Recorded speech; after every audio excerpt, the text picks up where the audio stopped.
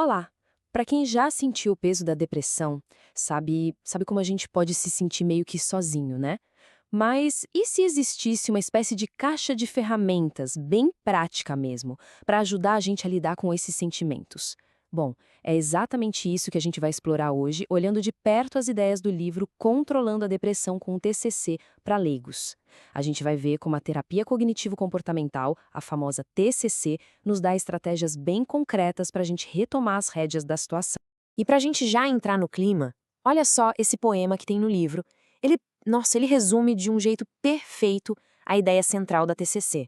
A ideia de que os nossos pensamentos são como se fossem sementinhas, sabe?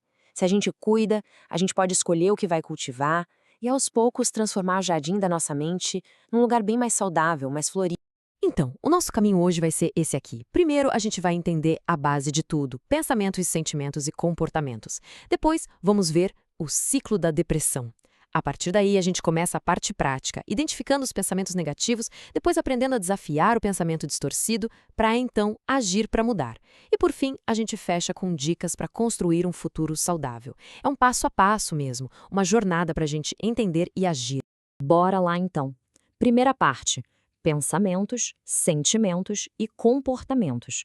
Essa aqui, gente, é a base de tudo. É o fundamento da terapia cognitivo-comportamental.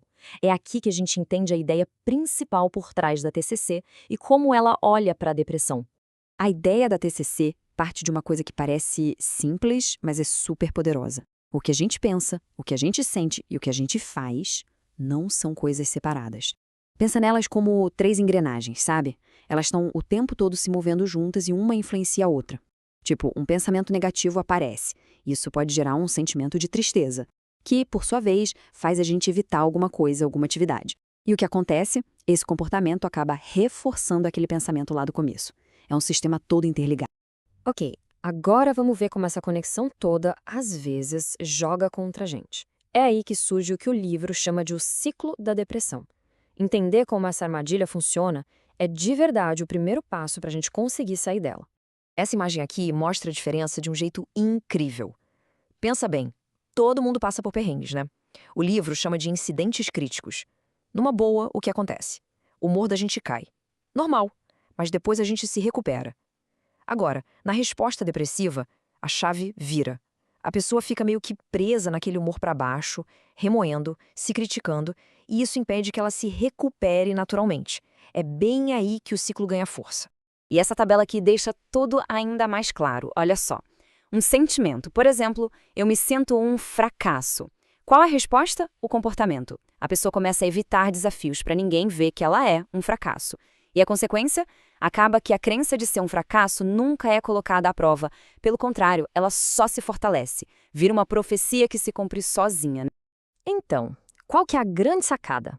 Para quebrar esse ciclo, a primeira coisa é a gente conseguir enxergar os pensamentos que estão alimentando ele. É como se a gente acendesse a luz de um quarto escuro para finalmente ver o que tem lá dentro. E aí que entra um conceito fundamental do livro, os PANs. A sigla para pensamentos automáticos negativos. Pensa neles como, sei lá, um ruído de fundo na nossa mente, sabe? Aqueles pensamentos que aparecem do nada, são rápidos, negativos, e muitas vezes nem fazem muito sentido. Eles são tão automáticos, quase um reflexo, que se a gente não prestar atenção, eles acabam tendo um poder enorme. Tá, mas como a gente faz isso na prática? A TCC tem uma ferramenta sensacional para isso, o Registro Diário de Pensamentos. E calma, é bem mais simples do que o nome sugere. O começo são só 3 passos. Sentiu o humor mudar? Primeiro, anota a situação. Segundo, descreve o que sentiu. Dá uma nota de 0 a 10. E terceiro, tenta pescar os pensamentos que passaram pela cabeça bem naquela hora. É o comecinho da nossa investigação particular. Beleza, agora que a gente já consegue ver os pensamentos no papel, o próximo passo da nossa jornada é aprender a desafiar esses pensamentos. É virar um verdadeiro detetive da nossa própria mente. A gente não vai mais aceitar tudo que ela diz como verdade absoluta. A gente vai investigar, procurar as provas.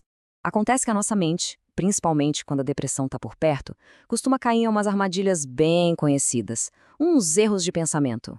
O livro lista vários. Tem o pensamento tudo ou nada, sabe? Aquele 8 ou 80, ou é perfeito ou é um lixo. Tem a catastrofização, que é pegar um probleminha e transformar numa tragédia. Generalização excessiva, leitura mental, são vários. Sacar esses padrões é o que vira o jogo. Olha só um exemplo clássico de catastrofização, ou, como o livro chama, fazer tempestade em copo d'água. A Silvia quebra o salto do sapato e na hora pensa, pronto, estragou o casamento inteiro. Percebe? Um pequeno imprevisto vira uma catástrofe que na cabeça dela arruinou tudo. O pensamento distorcido simplesmente explode o negativo. E aqui, o pensamento tudo ou nada em ação. A Sarah prepara um jantar de aniversário, tá tudo ótimo, mas ela esquece de gelar o vinho. Para ela, esse único detalhe já era. Acabou, arruinou a refeição inteira. Não existe meio termo, não existe bom o suficiente. Ou é perfeito, ou é um fracasso total. Essa metáfora do livro é genial, sério. Desafiar esses pensamentos negativos não é uma luta de um dia só. É um treino com consistência. É que nem adestrar um cachorrinho, sabe? Precisa de paciência, de repetição, até que esses novos jeitos de pensar virem um hábito. Lembra do nosso registro de pensamentos? Então, agora a gente volta para ele, mas com um upgrade, adicionando as colunas de ação. É aqui que o trabalho de detetive fica sério. Passo 4, a gente vai caçar provas a favor e contra o pensamento negativo. Passo 5, a gente identifica qual daqueles erros de pensamento está rolando. E, finalmente, passo 6, a gente cria um pensamento racional alternativo, um PRA, uma visão mais equilibrada da coisa. Muito bem, chegamos num ponto-chave. Mudar o jeito de pensar é tipo metade do caminho. Mas só pensar diferente não adianta se a gente não age diferente. Para a mudança pegar de verdade, a gente precisa agir. A outra metade da batalha, que é fundamental, é mudar o que a gente faz. A ação é que cria a mudança de verdade. É aqui que a mágica acontece. Quando a gente junta o que a gente lembra, a nova forma de pensar, com o que a gente experimenta, as novas ações. Não adianta só saber que o pensamento som fracasso é uma distorção. A gente precisa provar o contrário para nós mesmos, agindo de um jeito novo. É esse passo, o de experimentar outros comportamentos, mesmo que seja difícil no começo, que faz a mudança virar realidade. Uma coisa que o livro deixa bem claro é que a depressão meio que bagunça as áreas principais da nossa vida, né? Por isso, correr atrás desse equilíbrio é fundamental. Fazer exercício físico, ter uma vida social, cuidar da alimentação, da qualidade do sono, ter um propósito, isso não é luxo, gente. É parte essencial do processo para dar suporte para nossa saúde mental. E aqui, olha, talvez essa seja uma das lições mais importantes de todas. Os seus pensamentos e comportamentos precisam mudar primeiro. As emoções vão mudar depois. Não dá para ficar esperando a motivação chegar para depois agir. Na depressão, se a gente for esperar a vontade aparecer, a espera pode ser longa demais. A TCC ensina o contrário. Haja primeiro e a motivação vem na sequência. Beleza. E agora, para a gente ir fechando, vamos falar sobre como fazer essas mudanças durarem, como transformar essas ferramentas todas em hábitos para a vida, construindo um futuro mais saudável e mais forte. O livro traz umas dicas finais que são muito práticas e poderosas. São pequenas coisas do dia a dia, sabe? Tipo, ser mais gentil consigo mesmo, reparar nas pequenas coisas que dão prazer, tentar algo novo, cuidar da aparência, fazer outra pessoa feliz. São essas pequenas ações que, somadas, criam um movimento positivo e fortalecem o nosso bem-estar lá na frente.